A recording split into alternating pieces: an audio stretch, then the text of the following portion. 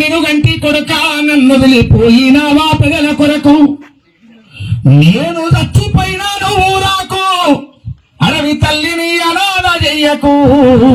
ఇది శుక్రరామర్శి అంటున్న మాట కాదు.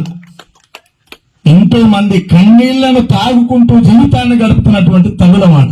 అదా నాకు తెలుసు. 9 నెలలు మోసి ఒక బిడ్డను కంటున్నప్పుడు భూకంపం వచ్చినటువంటి నొప్పులను తీసి బిడ్డకి జన్మనిచ్చేటువంటి తల్లికి తెలుసు పురిటి నొప్పుల బాధ. కానీ ఈ పుడమి నొప్పులు ఈ హనుమంతన్నకి ఎట్లేరుక, ఈ ఇడ్మాకి ఎట్లేరుక, ఈ నంబాల కేశవరావుకి ఎట్లేరుక. పురిటి నొప్పుల బాధ నాకు తెలుసు, ఈ పుడమి నొప్పుల బాధ నీకెట్లా తెలుసు. గొప్ప మనసెట్ట వచ్చింది కొడుక, అయ్యో ఎవరొస్తారయ్యా మీ వెనక. ఎవ్వరు రారు.